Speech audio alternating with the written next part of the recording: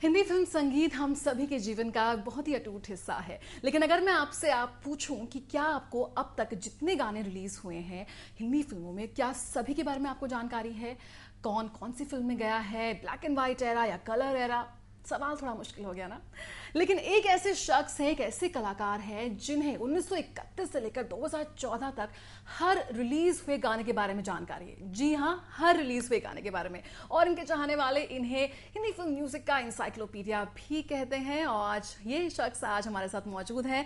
हम बात कर रहे हैं आर्टिस्ट और म्यूजिकोलॉजिस्ट मिस्टर KL पांडे की। पांडे जी, बहुत बहुत स्वागत है आपका डी न्यूज में हमसे बातचीत करने का। शास्त्रीय संगीत से आपका बहुत जबरदस्त लगाव है और ये आपके जितना जो रुचि है उसमें झलकता है। और शास्त्रीय संगीत को आपने विकसित करने के लिए आपने हिंदी फिल्म संगीत को चुना, वो क्या राज है? ये अनोखे अंदाज की पहले शौक की शुरुआत कैसे हुई, सबसे पहले बात करेंगे सर। देखिए, मैंने शास्त्रीय संगीत सीखा था अपने गुरु ठाकुर सुखदेव बहादुर सिंह जी से। लेकिन वो शुरुआती दौर था 60 के दशक का।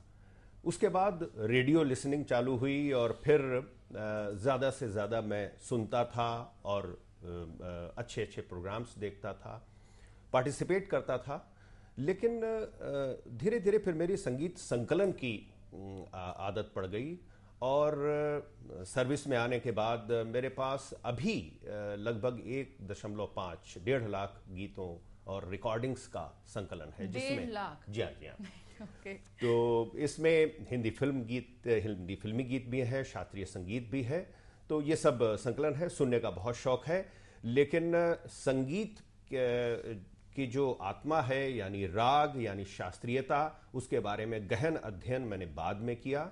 और उसके बाद मैंने इन सभी गीतों में, हिंदी फिल्मी गीतों में, मैंने राग पहचानने की प्रक्रिया प्रारंभ की। जी, यह सब हम ये जानते हैं कि जो हमारा जो फिल्म संगीत है वो शास्त्रीय संगीत से काफी प्रेरणा लेता रहा है। लेकिन ये हमारा मानना था, युवा वर्ग आप कह सकते हैं, कि जो पुराने गीत थे या ब्लैक एंड व्हाइट एरा था या उस 70s या 80s के जो सॉन्ग होते थे वो क्लासिकल म्यूजिक पे आधारित होते थे या वहां से उनको प्रेरणा ली जाती थी।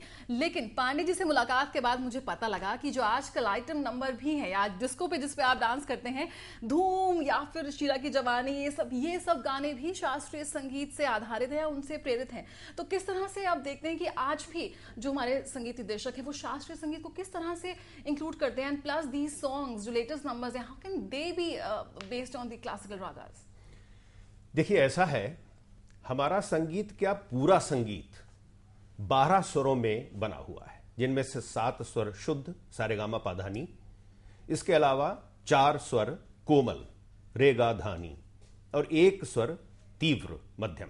जो हमारे स्वर हैं उनकी संरचना से ऐसी संरचना की जाए उन स्वरों के प्रयोग से कि उसमें माधुर्य पैदा हो, तो उस संरचना को राग कहते हैं। अब आप देखिए, 7 स्वर आरोह में, यानी जब जाते हुए स्वर, और फिर लौटते हुए स्वर अवरोह कहते हैं उसे। अगर 7 स्वर आरोह में है और 7 स्वर अवरोह में है तो उसको संपूर्ण राग कहा जाता है। इसी तरह से अगर 6 स्वर आरोह में है, 6 अवरोह में है, तो उसको षाडव राग कहा जाता है।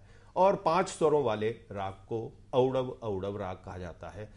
ऐसे कॉम्बिनेशंस, परम्यूटेशंस अगर बनाए जाएं तो रागों की संख्या 4820 पहुंचती है। मैंने जब हिंदी फिल्म संगीत में रागों की पहचान शुरू की तो उसमें मुझे 165 कुल राग मिले हैं।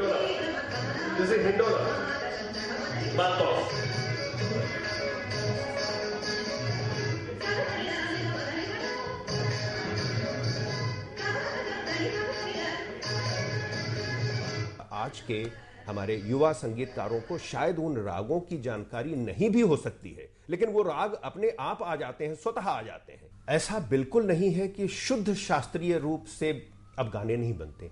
आपने राजनीति फिल्म देखी होगी, उसमें मोरा पिया एक इतना अच्छा दरबारी में बंदिश बनाई हुई है आदेश श्रीवास्तव जी ने।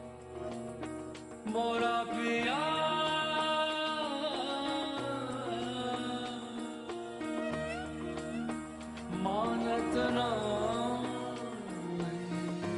अभी एक फिल्म गुलाब गैंग आई हुई है, उसमें राग पहाड़ी पर इतनी सुंदर ठुमरी है जो माधुरी दीक्षित जी ने और उनकी माता श्री स्नेहलता दीक्षित जी ने गाई हुई है। रंगी सारे गुलाबी चुनरिया रे मोहे मारे नजरिया सावरिया रे मोहे मारे नजरिया। 1931 से 2014 तक की लगभग 4,500 फिल्मों के मैंने गीत निकाले और वो गीत थे कुल 12,280। और उन गीतों का जब विश्लेषण मैंने किया तो उसमें सर्वाधिक राग पहाड़ी मुझे मिला 2,980। उसके बाद नंबर 2 का राग आया है राग खमाज। राग पहाड़ी शायद इसलिए मिला है क्योंकि उसमें स्वरों का सीधा चढ़ाव और पहाड़ की तरह ही सीधा उतार होता है और माधुर्य पैदा करता है ऐसे ऐसे स्वरों का प्रयोग। दूसरा राग खमाज यानी ऋषभ, आरोह में नहीं है, अवरोह में निषाद कोमल है। ये इतना वातावरण के अनुरूप राग है जिसका बहुत अधिक प्रयोग किया गया है राग खमाज का। राग कीरवानी, ये हमारे शंकर जयकिशन जी का बहुत ही पसंदीदा राग था। कीरवानी और भैरवी बहुत प्रयोग किया उन्होंने। अब बड़ी अद्भुत यात्रा रही। जब इन सबको पहचाना तो ऐसा लगता था कि ये राग कैसे अद्भुत रूप से इन गानों में आ गए हैं। आपने जिक्र किया था जो आजकल के आइटम सॉन्ग्स हैं, जैसे कि मुन्नी बदनाम हुई, इस राग में शुद्ध रूप से राग मेघ और मध्यमाद सारंग का प्रयोग किया गया। अगर बिल्कुल शुद्ध स्वरों को देखना है तो इस गाने को सुन लीजिए कि उसके शब्दों पर क्यों जाते हैं, उसकी संगीत की आत्मा को देखिए ना। इसके बाद दो एक और दूसरा आइटम सॉन्ग है, ये हमारा शीला की जवानी। ये बना हुआ है राग मधुकौंस, राग धानी और राग काफी पर। झूम मचाले धूम शुद्ध रूप से भैरवी है। क्रेजी कियारे शुद्ध रूप से भैरवी है। वो एक ढिंक चिका है, वो दैट इज शुद्ध रूप से काफी है। तो इस तरह से बिना किसी राग के प्रयोग के ये गीत बन ही नहीं सकते। इश्क इश्क में जी ले मर ले, इश्क इश्क ना हो दोबारा,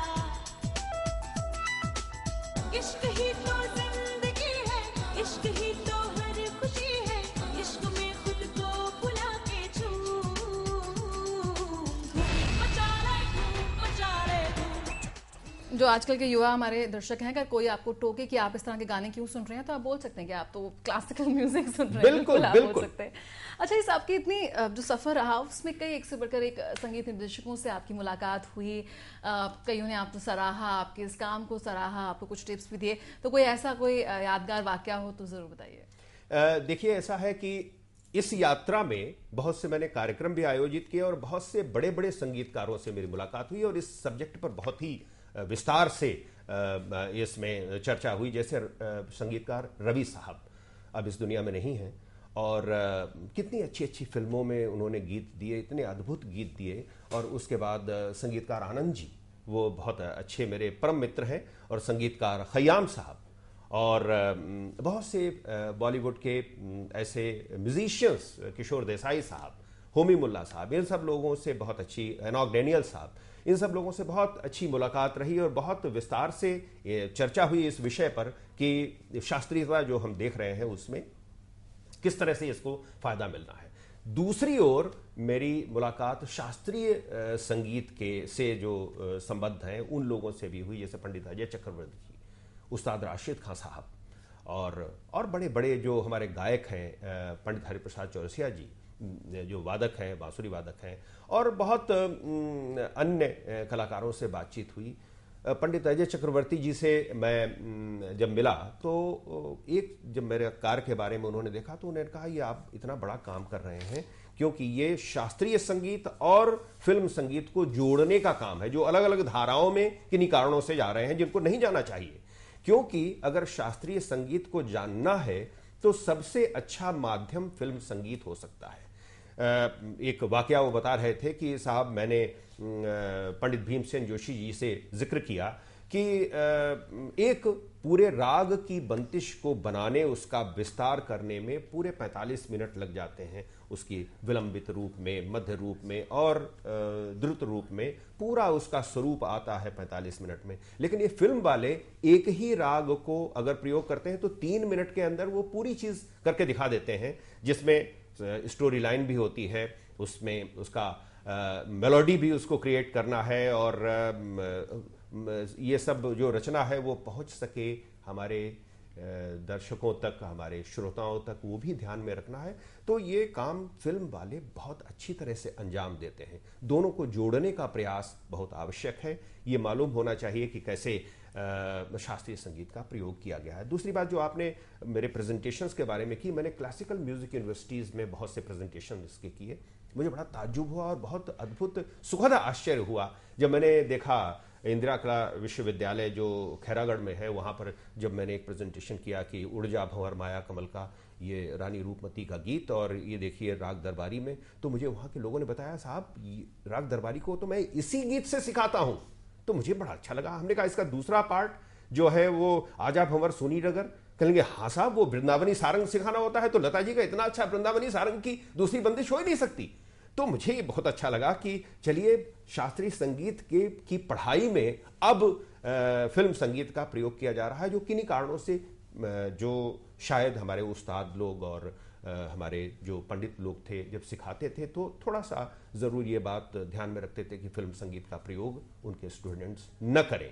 शायद इस वजह से न करते हों क्योंकि मिश्रण रागों का हो जाता है, रागों की शुद्धता बरकरार रखने के लिए शायद ऐसे निर्देश देते होंगे। Pandey ji, married to America, इससे भी आपका, इसमें आपने संगीत दिया है इस फिल्म में, ये किस्सा क्या है?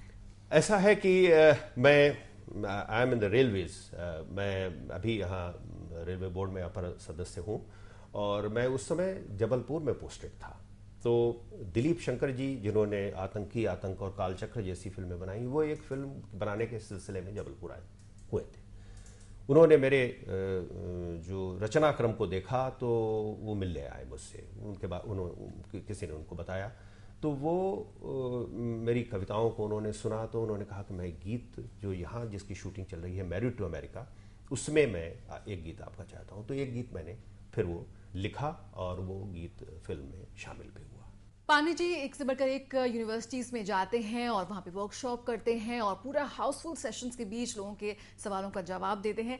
लेकिन अब जो इतना ह्यूज बॉडी ऑफ वर्क है आपका, इतनी इंसाइक्लोपीडिया जो आपने किताबें लिखी हैं संगीत में, या जितना कलेक्शन है, किस तरह से युवाओं को ये उपलब्ध हो सकता है और जो शास्त्रीय संगीत में आज भी जो रुचि रखते हैं और उसको बढ़ावा देना चाहते हैं उनके लिए कितना मददगार साबित हो सकता है? किस तरह से आपसे मतलब ये लिया जा सकता है, संपर्क किया जा सकता है? देखिए, जो काम मैंने किया उस जब लोगों को पता चला तो शास्त्रीय संगीत की जो यूनिवर्सिटीज़ हैं, म्यूज़िक कॉलेजेस में हैं, उन्होंने मुझे बुलाया अपने प्रेजेंटेशंस के लिए। तो मैंने लगभग 19 प्रेजेंटेशन मैंने किए हुए हैं डिफरेंट म्यूज़िक यूनिवर्सिटीज़ में। और ये भी बड़े मुझे बहुत बताते हुए आपको हर्ष हो रहा है कि 7 स्टूडेंट्स ने अपनी PhD based on my the suggestions की इस टॉपिक पर करिए और वो टॉपिक अप्रूव हो गया। ग्रेट। और all the material has been provided by me. तो ये संगीत और इसका संकलन ये तो मेरा तो अपना है नहीं, ये तो सबके लिए है। और मेरा कार्य जो है, मेरी इच्छा यही है कि संगीत का प्रसार इस माध्यम से बहुत अच्छी तरह से हो और जो ये ज्ञान है शास्त्रीय संगीत का, ये प्रत्येक जानने वाला, जो सुनने वाला है, स्टूडेंट्स हैं, इन सबको पता चले कि हमारी इतनी बड़ी सांस्कृतिक धरोहर है ये शास्त्रीय संगीत, जिसका प्रयोग तो हो रहा है लेकिन लोगों को पता नहीं है। तो मेरा मिशन आगे यही है कि जन जन तक शास्त्रीय संगीत पहुँचे और इसके लिए जो भी मेरे पास कलेक्शन है, जो भी मेरे पास ज्ञान है, जो भी मेरे पास पुस्तकें हैं, वो सबके लिए हैं। जो कोई भी स्टूडेंट या कोई भी मुझसे संपर्क करना चाहेगा उसको मैं बिल्कुल उपलब्ध कराऊंगा। बहुत बहुत शुक्रिया हमसे बात करने के लिए। Thank you. नमस्कार।